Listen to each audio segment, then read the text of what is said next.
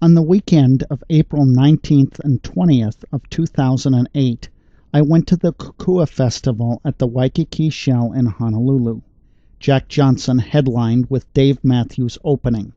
The festival also featured local easy listening performers and a midway with ecological products and displays. The displays were about environmental organization and companies. One of the organizations allowed participants to open dried string beans and keep the seeds for planting. Another distributed samples of an organic fruit leather. The festival began at 4 p.m. and lasted until about 10.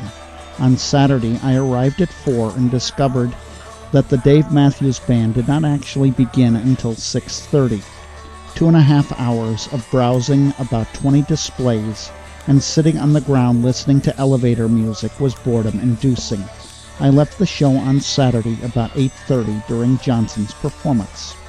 On Sunday, I decided I would not make the same mistake, so I arrived about 5:30 and decided to buy a t-shirt, partly to pass the time and partly for a souvenir. In the 45-minute line, you get to know your queue-mates really well. The person behind me worked as one of the Mauna Kea telescope operators on the island of Hawaii. She had an interesting job and the conversation was enjoyable. When I reached the front of the line, I was informed that the only t-shirts available were women's small. I replied, "Well, I'm not a woman." The seller asked hopefully, "Well, would you like it anyway?" I said, "No. Isn't this illegal discrimination or something?"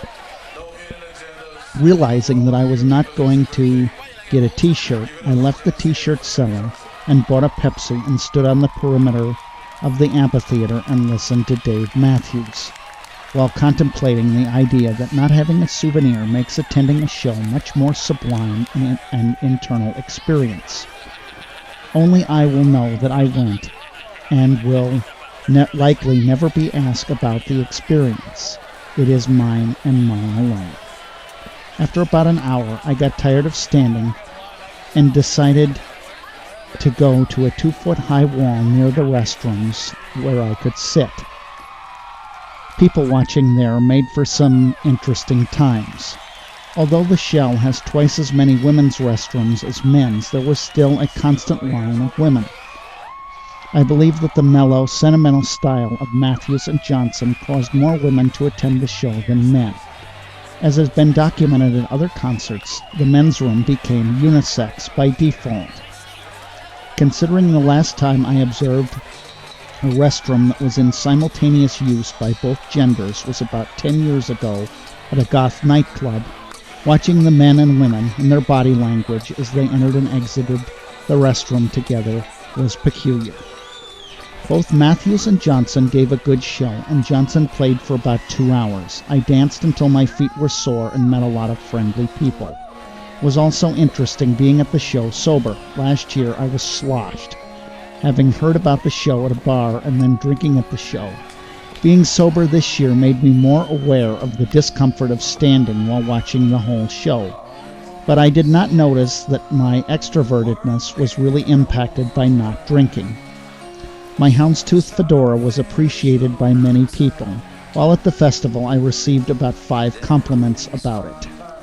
All in all, the show was enjoyable, although after Saturday I didn't think I would go back next year.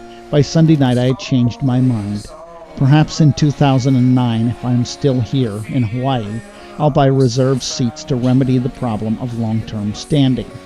Who knows, maybe I'll buy 4 tickets and take a date. Although the added costs of tickets and stress and indignation of actually having to convince someone of the value of concert going with me is probably not worth the trouble.